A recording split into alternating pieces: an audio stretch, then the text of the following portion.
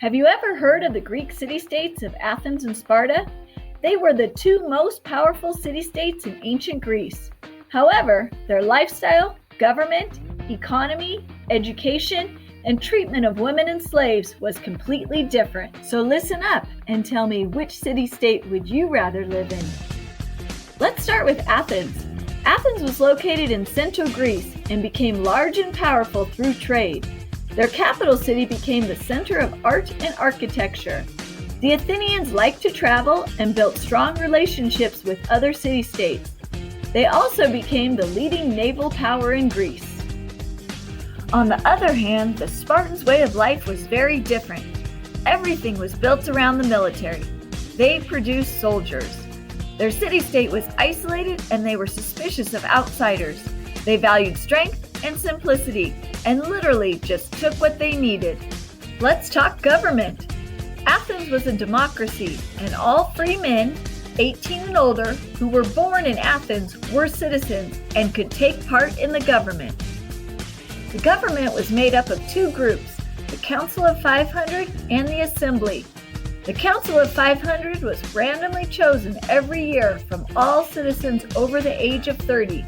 They met daily and ran the day-to-day business of the government, and also suggested new laws. The Assembly was made up of all citizens and met every 10 days. They debated and voted on laws proposed by the council. Every citizen had a right to speak at assembly meetings, and Athenians were proud to take part in their government. Spartan government was an oligarchy, and the power was held by the Council of Elders. The Council of Elders had two kings who inherited their positions and shared power. 28 other members were elected by the Assembly. Elected council members had to be 60 years old, from a noble family, and served for life. Sparta had an assembly like Athens, but the real power was held by the Council of Elders. The male citizens that made up the assembly had very little power and could only vote yes or no on laws proposed by the Council of Elders. The Athenian economy was based on trade. Athens exported honey, olive oil, silver, and pottery.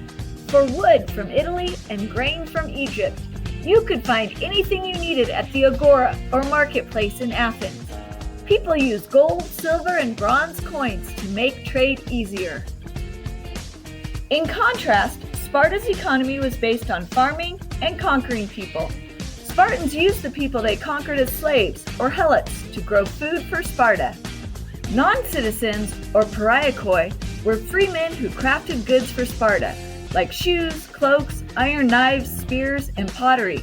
Trade was difficult for Sparta, as they used heavy iron bars for money. You're probably watching this for school right now, and education was important to the Athenians too. Producing good citizens was the main purpose of education, so it only applied to boys. From age 6 to 14, boys went to school where they learned reading, writing, arithmetic, and literature. Books were expensive, so boys had to memorize everything. Physical education was important too, and boys participated in sports such as wrestling and gymnastics. They studied music and learned to sing and play the lyre. Today, we'd say that Athenian boys had a well-rounded education. At 18, Athenian men began 2 years of training, so at the age of 20, they were ready to begin their careers. Girls' education in Athens was a different story. They did not learn to read or write, but hung out with their mothers and learned to cook, clean, spin thread, weave cloth, sing, and dance. Sparta's education was built around strength and discipline, and reading and writing weren't valued. At age 7, all children, yes, even the girls, were trained to fight. They learned wrestling, boxing, foot racing, and gymnastics. At age 20, Spartan men were given a fitness, military, and leadership test. If they passed, they became Spartan soldiers and citizens. Men lived in the barracks where they continued to eat, sleep, and train until they were 30. Okay, ladies, if you lived in Athens, you'd be married by age 15 to a husband that was chosen for you. You couldn't own or inherit property. You couldn't vote or attend the assembly. Your job was to manage the household and raise children. Man, would your life be different. Spartan women lived a simple life and had more rights than most. They were expected to be strong and ready to fight when their men were away. They could speak freely, own property, and remarry if their husbands were gone too long. Slaves were common in ancient Athens. Many were skilled craftsmen, clerks, teachers, and household managers. Others worked on farms, in factories, or if you were really unlucky, the silver mines. In Sparta, there were more slaves than citizens, and they were treated harshly because the Spartans feared they would revolt. However, they could marry, sell extra crops, and buy their freedom. Okay, who's it going to be? Athens or Sparta? Are you looking for freedoms or the military? Democracy or an oligarchy? Trade or farming and conquest?